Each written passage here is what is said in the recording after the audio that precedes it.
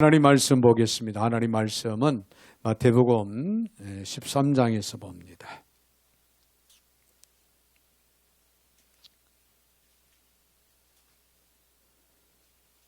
마태복음 13장 33절 한 절만 제가 받들어 봉독에 올리겠습니다.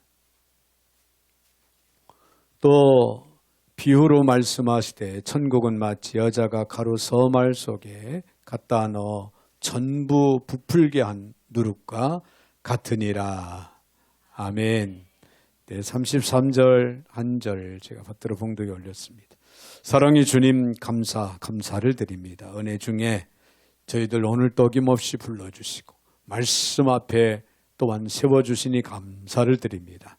오늘도 말씀을 잘 듣고 잘 깨닫고 귀한 말씀을 따라 순종하고 믿음으로 행할 수 있는 삶을 허락하여 주셔서 우리 하나님께 큰 영광이 되게 하여 주옵소서. 오늘도 부족한 종의 입술을 주관하시고 사용하시되 우리 하나님 홀로 영광 받아 주시옵소서. 예수님의 이름으로 기도하옵나이다. 아멘. 아멘. 할렐루야. 오늘 옆에 분들하고 한번 인사 나누실 때 천국 복음은 역동성이 있습니다. 그렇게 한번 인사하겠습니다. 여러분 천국 복음이 이 땅에 들어오고 그동안에 수없이 많은 생명 구원의 역사를 이루었고 오늘 저와 여러분이 그 천국 복음을 통해서 오늘도 하나님 앞에 설 수 있게 됐습니다. 그런데 이 천국 복음은요 엄청난 역동성을 우리들에게 보여줍니다. 우리가 상상을 초월해서 위대한 역사들이 천국 복음을 통해서 나타나죠. 그래서 오늘 주시는 말씀을 통해서 우리가 다시 한번 이 천국 복음이 위대함을 다시 한번 깊이 깨달으면서 그 복음 앞에 우리가 늘 순종하는 삶을 살아가는 저와 여러분이 되시기를 바랍니다. 할렐루야. 오늘 본문의 말씀을 보면은 누룩이라는 말이 이제 비유를 통해서 나오는데요. 이 누룩이라고 하면 무엇이 연상됩니까? 옛날에 그 술이나 막걸리가 먼저 생각나는 사람도 없잖아 있을 것입니다. 옛날에는 집집마다 누룩을 띄워서 술을 빚는 이런 일들이 있었어요. 저 목사님 제 고향이 충청도 서천군 한산이에요. 한산하면 못인데 거기에는 이제 또 술도 유명합니다. 아주 상당히 그 비싼 걸로 이렇게 알고 있는데 그 당시에는 이 집집마다 이렇게 술을 띄워 올렸어요. 그래서 그게 걸리면은 누가 이렇게 민원을 넣으면은 순경들이 나와요.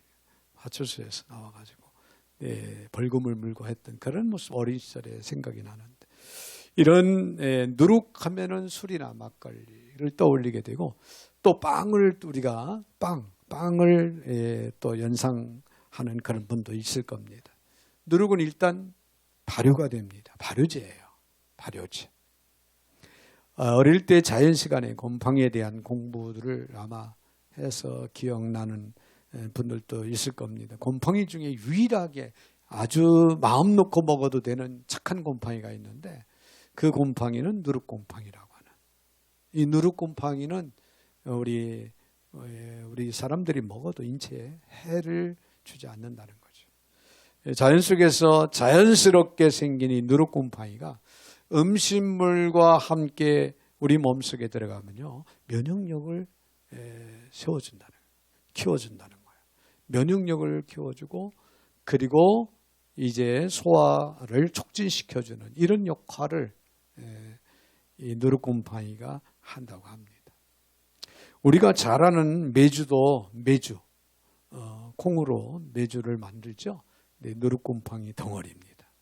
그래서 여러모로 누룩은 우리에게 요긴한 것이다.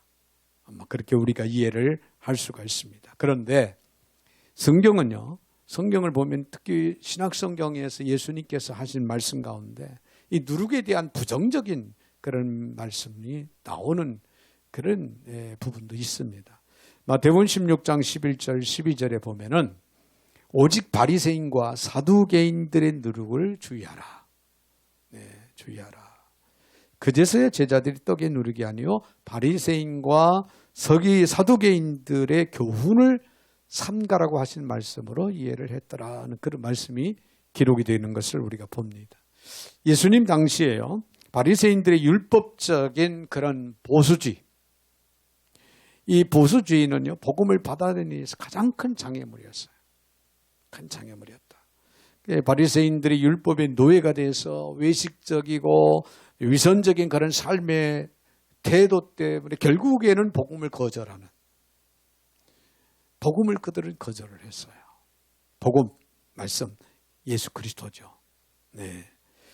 반대로 사두개인들은 이성적 자유주의 역시 성경을 근거로 한 복음을 수용하는 데 큰 장애였습니다. 장애가 됐습니다. 사두개인들은 부활을 비롯한 초자연적인 기적을 부인했죠. 부활을 믿지 않았어요. 그래서 예수님은 이런 그릇된 교훈들의 그 누룩을 조심하라. 즉 바리새인과 사두개인들을 그들의 가르침을 조심해야 한다. 그렇게 예수님께서는 말씀을 하셨고, 그렇게 말씀을 하실 때 비유로 말씀하신 것은 바로 누룩을 세워서 말씀을 하셔서 부정적으로 말씀하신 대목인 것을 우리가 깨닫습니다. 하지만 오늘 본문에서 천국의 복음의 중요성을 가르치면서 이 누룩의 비유를 사용을 하십니다. 그래서 본문에 이 비유로 말씀한 천국은 마치 여자가 가루 서말 속에 갖다 넣어 전부 부풀게 한 누룩과 같으니라. 그랬죠? 여기서 같은 누룩으로 천국 복음에 헌신한 종들의 사역을 긍정적으로 묘사를 하고 있습니다. 자, 오늘 본문에서 말하는 이 누룩으로 묘사된 천국 비유, 이 천국 비유를 통해서 오늘 우리에게 주는 교훈은 무엇인가? 오늘 이 시간 한번 좀 더 깊이 생각을 해보고자 합니다. 먼저 우리가 생각할 수 있는 것은 천국의 사역의 다양성을 우리에게 보여주고 있다는 거예요. 천국 사역에 있어서는 다양하다. 다양성을 보여준다. 자, 오늘 본문 이전에 주님이 말씀하신, 지난주에 말씀을 우리 같이 함께 생각을 했죠. 겨자씨에 대한 비유. 이 겨자씨 비유는 누룩의 비유와 매우 유사한 그런 공통점을 가지고 있습니다.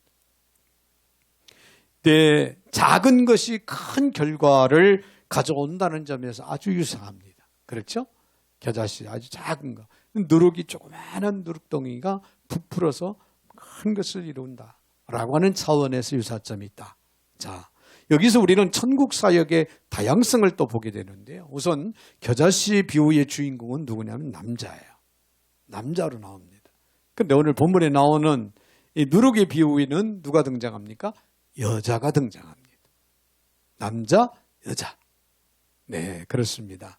즉 하나님 나라에서는 남자도 소중하고 여자도 소중하다. 동일하게 부름을 받았다. 동일하게 부름을 받고 동일하게 하나님께서 사용하고 있다라고 하는 것을 우리에게 먼저 증거해주고 있습니다. 갈라디아서 3장 28절에 보면 너희는 유태인이나 헬라이나 종이나 자유자, 남자나 여자나 다 그리스도 예수 안에서 하나이다. 할렐루야. 네, 그렇습니다. 복음 사역에 관한 남자나 여자나 차별이 있을 수가 없다는 거예요. 물론 더 나아가서는 가진 자나 갖지 못한 자나 배운 자나 배우지 못한 자나 하나님 앞에서 하나님의 부름 앞에서는 동일하다는 겁니다. 자, 겨자씨 비유에서 씨가 자라는데 영향을 끼친 것은 뭘까요? 밭입니다. 밭에 씨가 뿌려져야죠. 그렇죠? 그래야 겨자씨가 이제 싹이 트고 자라게 됩니다. 반면에 누룩은 집에서 발효를 시킵니다. 집에서 발효를 시켜요. 밭이 우리 사회를 상징한다면 집은 우리들의 가정을 상징한다. 그렇게 이해를 할 수가 있습니다. 즉 하나님의 나라는 우리의 가정에서부터 집에서부터 먼저 구현되어야 된다 그런 얘기예요. 또 그런가 하면은 하나님 나라는 우리 사회에서 구현되어야 된다라고 하는 가르침을 우리는 받을 수가 있습니다. 자, 복음의 영향력은 가정과 사회, 이 두 영역을 다 필요로 하고 있다. 그런 얘기예요. 할렐루야. 네, 또한 겨자씨는 우리 눈으로 볼 수 있도록 가시적으로 자랍니다. 겨자씨가 자라는 것은 눈으로 확인이 돼요. 그렇죠? 눈으로. 그러나 누룩은 어떻습니까? 눈에 보이지 않게 비가시적으로 부풀어지고 있다는 거예요. 비가시적으로. 즉 하나님 나라는 외형적으로도 성장하지만은 내면적으로도 스며들어서 내면적으로도 하나님 나라는 확장해 가고 있다. 그런 얘기예요. 전도나 선교가 외형적인 복음의 선포라면요, 사회 섬김의 노력은요, 내면을 감동시켜서 변화시킵니다. 한 사람이 직장에서, 학교에서, 가정에서 내면적으로 내영적으로 깨어있고 성숙된 그런 아름다운 삶의 모습을 통해서, 그리스도의 향기를 통해서 또 다른 사람에게 복음을 증거하게 돼 있다는 거죠. 그래서 많은 사람들이 이제 하나님을 믿는 그런 생명의 구원의 역사를 이루고 공동체를 이루어가는 그런 축복이 이루어진다. 그런 얘기예요. 이런 내면을 감동시켜 변화시켜. 여기서 하나님의 나라의 사역은 다양성이 있다는 거예요. 할렐루야. 그래서 누룩 비유를 통해서 여러분, 하나님의 나라 사역에는 다양성을 보여주고 있다라고 하는 사실을 여러분이 기억을 하면서, 우리는 가정에서, 사회에서 우리들이 해야 할 역할들을 좀 더 현명하고 지혜롭게 우리는 대처하고, 또 우리는 적응해 나가고, 우리는 또 최선을 다할 수 있는 저와 여러분들이 되셔야 될 줄로 믿습니다. 할렐루야. 그런가 하면 더 나아가서는 천국 백성은 사회를 변혁시킨다는 거예요. 사회를 변혁시킨다. 자, 오늘 본문은 천국을 누룩에 비유하고 있죠. 누룩은 빵이나 이 술을 발효시키는 발효제, 즉 이스트를 가리킵니다. 이스라엘 사람들이나 중근동 사람들은 쌀을 먹지 않아요. 그렇죠? 밀이나 보리떡을 주로 이제 주식으로 먹는다는 사실입니다. 그런데 밀과 보리떡은 반드시 발효시켜야만이 맛이 있고 먹는데도 편하다는 거예요. 이런 특징이 있습니다. 만약에 발효시키지를 않고 그냥 구워서 먹으면 다 부서진다. 다 부서지고 딱딱해서 먹는데도 불편하고 맛도 제맛이 나지 않는다는 거예요. 그러기에 유대인들은 누룩 없는 빵, 이 빵은 유대인들은 그 무교절에만 먹습니다. 반드시 누룩을 넣은 빵을 먹어야죠. 네, 누룩을 평소에는 반드시 누룩이 들어간, 그러니까 발효제가 들어간 그런 빵을 먹지만 무교절에는 그냥 먹는다는 거죠. 여러분, 주님은요, 마태복음 5장 13절 이하에서 우리 성도 교회를 가리켜서 뭐라고 말씀하냐? 세상의 빛과 소금이다, 그렇게 말하고 있습니다. 너희는 세상의 빛과 소금이다. 그 말은 너희는 세상에 나아가서 빛과 소금의 역할을 감당해야 된다, 그런 말씀이죠. 다른 말로 표현한다면 선한 행실의 모범을 보여서 많은 불신자들을 전도하고 그들로 하여금 하나님께 영광을 돌리게 하는 이런 사역을, 이런 삶을 우리는 만들어 가야 된다는 거예요. 그래서 성도와 교회의 중요한 의무 중에 하나라고 하는 사실을 우리에게 교훈하고 있지요. 그래서 성도와 교회는 이 사회의 빛과 소금으로서 사람들을 진리로 인도하고 죄로 부패하는 이 일들을 막는 그런 역할을, 빛과 소금의 역할을 통해서 해야 된다는 거예요. 그러나 그것으로 우리는 그치면은 합당하지 않습니다. 밀가루 속에 누룩처럼 이 사회를 바르게 변혁을 시켜야 된다는 거예요. 우리 먼저 부름받은 하나님의 백성 자녀들은요, 이 세상에 나가서 이 사회를 우리는 정화시키는, 변혁을 시키는 그런 또 막중한 사역이 우리에게 주어지고 있다고 하는 사실을 우리는 잊지 말아야 돼요. 내가 정치인이 돼서 나가서 정치를 통해서 해야 된다. 이런 얘기는 아니에요.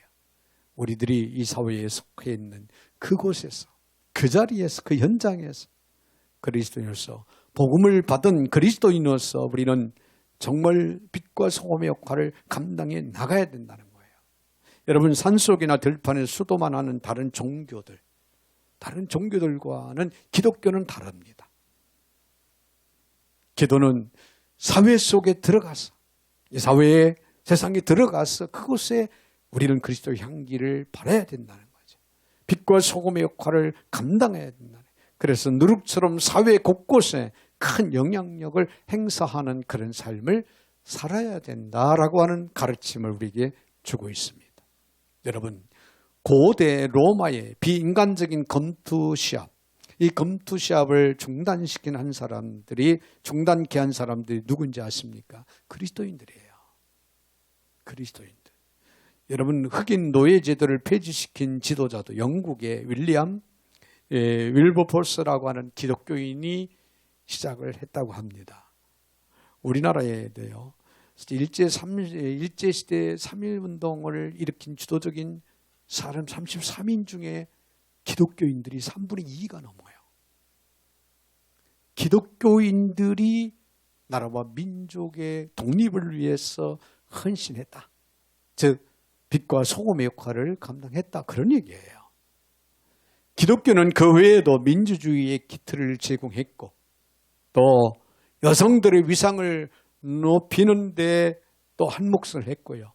또 아동보호법을 제정토록 하는데 기독교인들이 나서서 기독교 정신으로 그 일들을 시작을 했다는 거예요. 여러분, 기독교가 세워진 곳에는 이처럼 사회 곳곳에 평온화의 역사가 일어났던 그런 역사를 통해서 우리는 볼 수가 있습니다. 사회를 개혁시키고 종교개혁운동을 일으켰고, 그 이유가 뭘까요? 우리 주님께서 바로 누룩 같은 삶을 살다가 누룩에 대한 교훈을 우리에게 주셨기 때문에 그렇습니다. 그러므로 우리 그리스도인들은 이제 각자가 가정에서, 직장에서도, 학교에서도, 그리고 사회 곳곳에서도 작은 누룩이 돼서 그 누룩의 역할을 잘 감당해 나가는 지혜가 우리 모두에게는 있어야 될 줄로 믿습니다. 더 나아가서는요, 섬김의 풍성한 결실을 누룩을 통해서, 누룩의 비유를 통해서 우리에게 보여주고 있다고 하는 사실을 우리는 깨닫게 됩니다. 누룩의 비유에 있어서 마지막 강조점이 있다면 뭐냐면은 발효적인 특성입니다. 발효적인 특성. 자, 부풀게 하는 사역이에요. 부풀게 한다. 사실 본문의 가루 서말은 옛날 대가족 이상을 먹일 수 있고 이웃들을 초대를 하면요, 최대 한 100여 명을 먹일 수 있는 그런 양이라고 합니다. 네. 가루 서말에 뭐가 들어가요? 누룩이 들어가는 거예요. 누룩이 들어가다 보니까 엄청난 양의 풍성함을 나타나게 보여주고 많은 사람들이 도움을 받는다는 거예요. 그래서 한 성경학자는 창세기 18장에 나오는 이 사라에 대한 이야기가 나옵니다. 아브라함과 사라.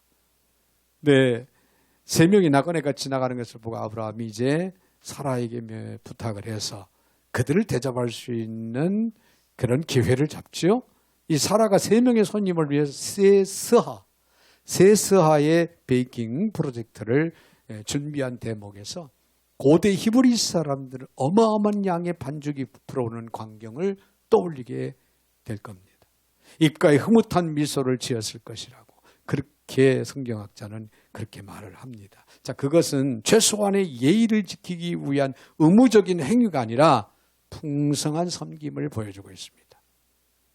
나그네를 섬기되 풍성한 섬김으로, 할렐루야, 풍성한 섬김, 풍성한 사랑, 풍성한 사랑을 연상케 해주는 그런 말씀의 가르침인 줄 압니다. 그래, 천국 백성의 섬김이 그와 같아야 된다.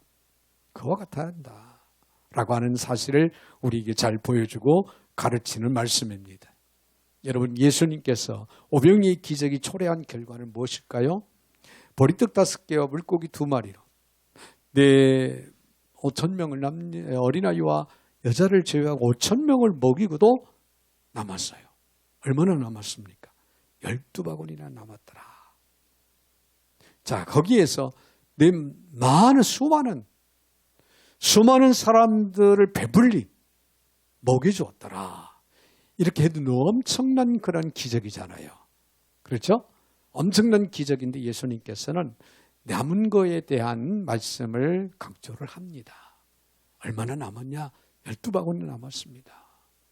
그것을 누구한테 돌려줬을까요?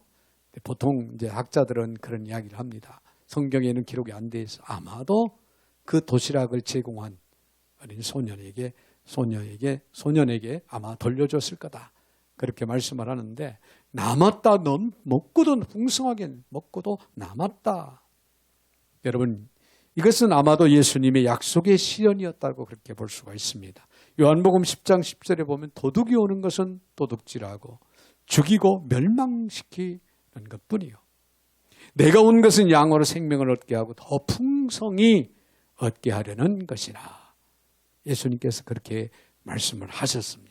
그래서 초대교회 성도들이요, 물질적으로 풍요한 삶을 살아서가 아니라 그들에게 풍성한 사랑이 있었기 때문에 그들은 서로 떡을 떼며 아름다운 친교를 나눴을 뿐만 아니라 자기들이 있는 물건을 가지고 와 서로 통용을 했더라. 할렐루야. 그 나누는 축복이 역사가 일어났어요. 그랬더니 어떤 현상이 일어났습니까? 엄청난 영혼들이 주께로 돌아오잖아요. 놀라운 역사가 일어난 겁니다. 네, 초대교회의 풍성한 사랑, 그 나눔의 기적은 마침내 당시의 세상 모든 영향에 깊은 영향력을 남길 수 있었다라고 하는 사실. 여기서 가루 서말 속에 갖다 넣어 전부 부풀게 한 누룩처럼 말입니다. 누룩.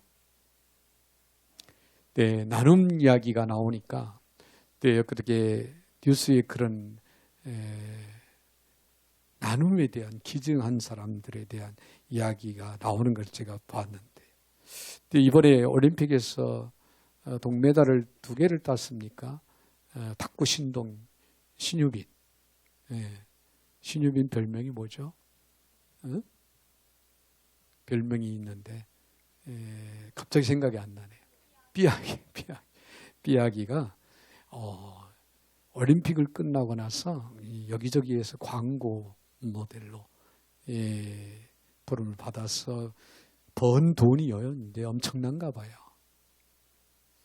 그런데 1억을 기부금으로 내놨어요.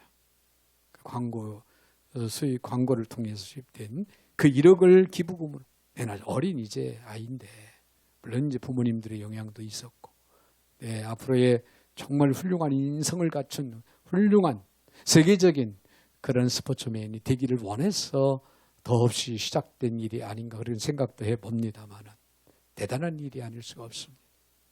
또 하춘아 씨는요, 가수 하춘아 씨는 평생 아마도 본인이 정확히 기억을 못한답니다.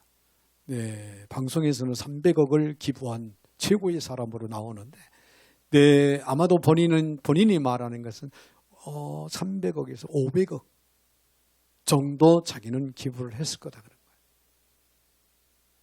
근데 연예인들이요, 돈을 많이 벌으면은 그거를 자기의 삶에 이제 노후대책을 하고 삶의 삶에 투자하지만 이렇게 어려운 사람들을 위해 이렇게 기부하는 그런 모습, 이건 있어서 한다?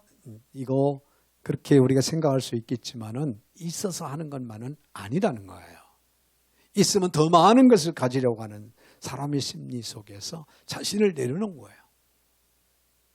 자신을 위한 삶을 내려놓지 않고는 이 많은 금액을 우리가 기부할 수 없다는 거죠.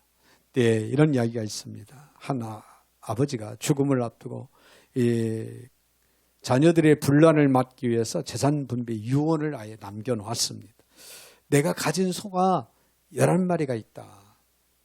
11마리가 있는데 첫째 아들은 2분의 1, 둘째 아들은 4분의 1, 셋째 아들은 6분의 1을 가져라. 이 유언장에 유언을 딱 해놨어. 세 아들은 아버지의 유언들을 이제 아버지가 돌아가시고 나서 그 유언대로 소를 나누어 가지려고 아무리 머리를 맞대고 계산을 해도 답이 나오지 않습니다. 답이 나오지 11마리다 보니까 답이 안 나오는 거예요. 내가 소 한 마리, 그러자 이웃집 할아버지가 그 광경을 보고는 나서서 뭐라고 말했어? 내가 소 한 마리를 너희들에게 빌려주겠다. 빌려줄 테니까 그 소를 너희 아버지가 유언한 대로 적절하게 나누도록 해라. 그렇게 할아버지가 권유를 했습니다. 자, 할아버지가 빌려준 소를 합치니까 12마리가 됩니다. 12마리에서 이제 계산을 하는 너무 손쉬운 거예요. 그래서 첫째는 2분의 1, 6마리를 갖습니다. 장남은 6마리를 갖고, 둘째는 4분의 1, 3마리를 갖습니다. 셋째는 6분의 1, 네, 6분의 1이니까 2마리를 나눠 갖습니다. 그러니까 너무나도 계산이 정확하게 아버지가 유언한 대로 이 자녀들이 유산을 분배를 받습니다. 그런데 놀라운 것은 한 마리가 남더라는 거예요. 한 마리가 남아서 할아버지에게 되돌려줍니다. 되돌려줬어요. 자, 여러분 나누다 보면요. 자신을 포기하고 희생한 것 같지만은 나눔이라고 하는 결코 손해는 희생이 아니라는 거예요. 할렐루야. 그때 일시적으로 손해 보낸 것 같죠. 자칫하면 할아버지가, 이웃집 할아버지가 그 소중한 소 한 마리를 잃어버릴 수도 있어요. 그런데 개의치 않고 그들에게 나눔의 도움을 줍니다. 결과적으로 그 자녀들이 분란 없이 유산, 아버지로부터 물려받은 유산을 정확하게 나누고 손은 되돌려 받게 되지요. 거기서 오가는 정, 오가는 사랑, 오가는 그 따뜻한 마음, 누가 소를 빌려줍니까? 누가 소를 선뜻 내놓습니까? 그 마음 때문에 그 자녀들도 아무래도 풍성한 그 마음, 사랑을 이제 본받아서 그런 삶을 살았으라고 그렇게 생각이 되어집니다. 나눔은 오히려 더 큰 에너지가 돼서 넉넉함으로 돌아온다는 거죠. 감사와 기쁨으로 돌아온다는 사실입니다. 사랑하는 성도 여러분, 우리 모두는 작은 누룩에 불과합니다. 가정과 사회를 변혁시키며 더 풍성한 은혜가 있다고 하는 사실을 오늘 말씀을 통해서 우리는 다시 한번 기억을 합니다. 자, 우리는 작은 누룩에 불과하지만은 가정을 변혁시키고 사회를 변혁시킬 수 있다. 그리고 풍성한 은혜를 나눌 수 있다라고 하는 사실을 우리가 이제 깨달았다면은 이제 요긴한 누룩으로서의 삶을 우리는 오늘도 내일도 우리는 신실하게 살아가는 저와 여러분들이 되시기를 주님의 이름으로 축원을 드립니다. 거룩하신 하나님 감사합니다. 오늘도 주님 은혜 가운데 저희들을 불러주시고 귀한 말씀으로 세워주시는 하나님, 우리가 비록 작은 누룩에 불과하지만 이 누룩이 풍성한 은혜를 많은 사람들에게 이 사회에 하나님 영향을 끼칠 수 있다고 하는 사실을 기억하고 작은 누룩으로서의 그 역할을 신실하게 가정에서, 학교에서, 직장, 이 사회에서 감당할 수 있는 교우들이 다 되게 하여 주셔서 저희들을 통하여 하나님 영광을 받았으며 저희들을 통하여 이 땅에 빛과 소금의 역할을 잘 감당하는 역사가 이루어지게 하여 주옵소서. 예수님의 이름으로 축복하며 기도하옵나이다. 아멘. 아멘.